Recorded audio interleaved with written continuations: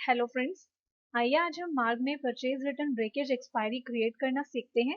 जिसके लिए पहले आप यहाँ पर ट्रांजैक्शंस में जाएंगे। देन आप यहाँ पर चूज करेंगे purchase return breakage expiry and then debit note.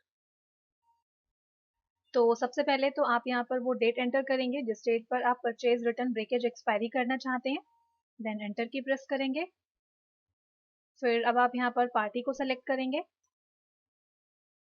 तो सबसे पहले आप देखेंगे राइट हैंड साइड में यहाँ पर ये आपसे पूछता है कि आपको टैक्स अप्लाई करना है या नहीं करना है। तो हम यहाँ पर जो है इसे नो ही रहने देते हैं। देन कीबोर्ड से एंटर की प्रेस करते हैं। जैसे हम यहाँ पर एंटर की प्रेस करते हैं आप देखेंगे बिल डिटेल्स की विंडो आपके सामने अपीयर होती है। तो यहाँ पर ये अब आपसे पूछता है कि जो परचेज रिटर्न ब्रेकेज एक्सपायरी है वो आपको एमआरपी के अकॉर्डिंग रिटर्न करनी है या परचेज रेट पर रिटर्न करनी है। तो जो भी आप सेलेक्ट करना चाहते हैं वो ऑप्शन आप यहाँ से सेलेक्ट कर सकते हैं। फिलहाल हम यहाँ पर एमआरपी सेलेक्ट करते हैं और कीबोर्ड से एंटर की प्रेस करेंगे। जैसे आप यहाँ पर एंटर की प्रेस करते हैं आपके सामने रिटर्न की विंडो अपीयर होती है, जहाँ पर आप देख सकते हैं आपको यहाँ पर कुछ ऑप्शंस मिलते हैं। और इसमें सबसे पहले आपको यहाँ पर दिया है मैनुअल सिलेक्शन। तो मैनुअल सिलेक्शन का मतलब यहाँ पर ये है कि जो परचेज रिटर्न ब्रेकेज एक्सपायरी आप कर रहे हैं, अगर आप उन्हें मैनुअली सेलेक्ट करना चाहते हैं तो उसके लिए आप यहाँ पर सेलेक्ट करेंगे मैनुअल सिलेक्शन। फिर आप देखेंगे सेकंड ऑप्शन आपको यहाँ पर मिलता है एक्सपायर्ड बिफोर का। एक्सपायर्ड बिफोर का मतलब यहाँ पर ये है कि अगर आप यहाँ पर एक्सपायरी डेट एंटर करते हैं तो उस डेट से पहले वाली जो भी आइटम्स होंगी वो सॉफ्टवेयर आपको ऑटोमेटिकली डिस्प्ले कर देगा। फिर आप देखेंगे नेक्स्ट ऑप्शन आपको यहाँ पर मिलता है होल ब्रेकेज एंड एक्सपायरी। इसका मतलब यहाँ पर ये है कि आपके पास आपके गोडाउन में जितनी भी ब्रेकेज और जितनी भी एक्सपायरी होगी वो सारी ब्रेकेज और एक्सपायरी सॉफ्टवेयर आपको डिस्प्ले कर देगा। लेकिन अगर आप यहाँ पर सारी ब्रेकेज वाली आइटम्स ही देखना चाहते हैं तो उसके लिए आप यहाँ पर चूज करेंगे होल ब्रेकेज, या अगर आप सारी एक्सपायर्ड वाली आइटम्स देखना चाहते हैं तो उसके लिए आप यहाँ पर चूज करेंगे होल एक्सपायर्ड। लेकिन अगर आप ब्रेकेज और एक्सपायरी दोनों के आइटम्स को देखना चाहते हैं तो तब आप वहां पर सेलेक्ट करेंगे होल ब्रेकेज एंड एक्सपायरी। और इसके बाद फिर आप देखेंगे लास्ट ऑप्शन आपको यहाँ पर मिलता है quantity less than equals to.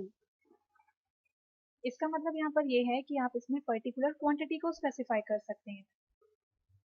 और जो भी पर्टिकुलर क्वांटिटी आप यहाँ पर एंटर करते हैं और अगर वो आइटम उस पर्टिकुलर क्वांटिटी के लेस देन और इक्वल्स टू होती है, ये वो सभी आइटम्स आपको डिस्प्ले कर देता है। तो फिलहाल हम यहाँ पर सेलेक्ट करते हैं मैनुअल सिलेक्शन, एंटर की प्रेस करते हैं। देन अब आप यहाँ से उस आइटम को चूज करेंगे जिस आइटम के लिए आप परचेज रिटर्न ब्रेकेज एक्सपायरी कर रहे हैं। सपोज हम यहाँ पर सेलेक्ट करते हैं एमी फ्रू 40 एंड देन एंटर। इसके बाद अब हम यहाँ पर जो है एंटर की प्रेस करते जाएंगे और अब हम यहाँ पर क्वांटिटी एंटर करते हैं। लाइक हम यहाँ पर दे रहे हैं 1। देन एंटर की प्रेस करते जाएंगे, अगेन एंटर की प्रेस करेंगे। इसी तरह अब हम यहाँ पर जो है कोई दूसरी आइटम सेलेक्ट करते हैं और इसके बाद अब हम यहाँ पर जो है इसकी क्वांटिटी एंटर करते हैं। तो इस तरह से जो भी आइटम्स हैं जिन पर आप परचेज रिटर्न ब्रेकेज एक्सपायरी कर रहे हैं उन्हें आप यहाँ पर वन बाय वन एंटर करते जाएंगे। तो अब हम यहाँ पर जो है कीबोर्ड से एंड की प्रेस करते हैं इसे सेव करने के लिए।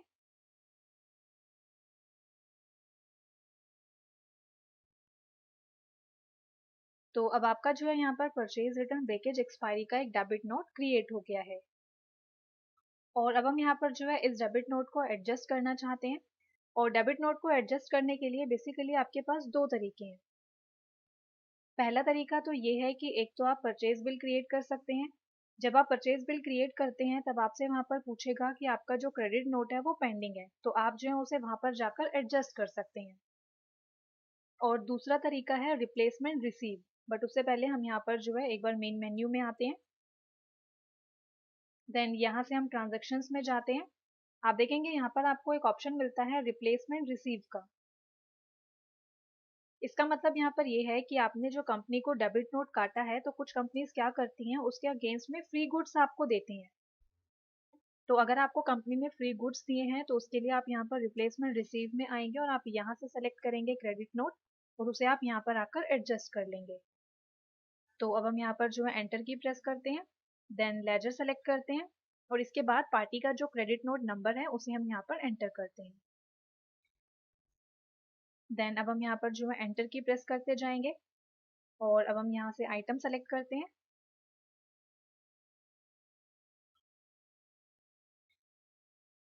देन क्वांटिटी एंटर करते हैं और इसके बाद अब हम यहाँ पर जो है कीबोर्ड से टैब की प्रेस करते हैं इसे सेव करने के लिए। जैसे आप यहाँ पर इसे सेव करेंगे आप देखेंगे आपके सामने बिल एडजस्टमेंट की विंडो डिस्प्ले होती है।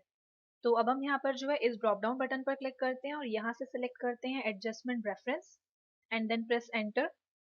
अब आप यहाँ पर देख सकते हैं कि जितने भी इनवॉइस पेंडिंग है वो हमें यहाँ पर डिस्प्ले हो रहे हैं। तो अब आप यहाँ पर जो है जिस भी डेबिट नोट को एडजस्ट करना चाहते हैं जस्ट आप उसे सेलेक्ट करेंगे। सपोज हम यहाँ पर जो है इस डेबिट नोट को एडजस्ट करना चाहते हैं। सेलेक्ट करने के बाद आप कीबोर्ड से एंटर की प्रेस करते जाएंगे। देन हम यहाँ पर एस्केप की प्रेस करते हैं। तो अब आपका जो यहाँ पर डेबिट नोट है वो एडजस्ट हो गया है। तो इस तरह से इस ट्यूटोरियल में आपने देखा कि आप किस तरह से परचेज रिटर्न ब्रेकेज एक्सपायरी को क्रिएट कर सकते हैं और साथ ही आप उसे किस तरह से एडजस्ट कर सकते हैं। Thank you.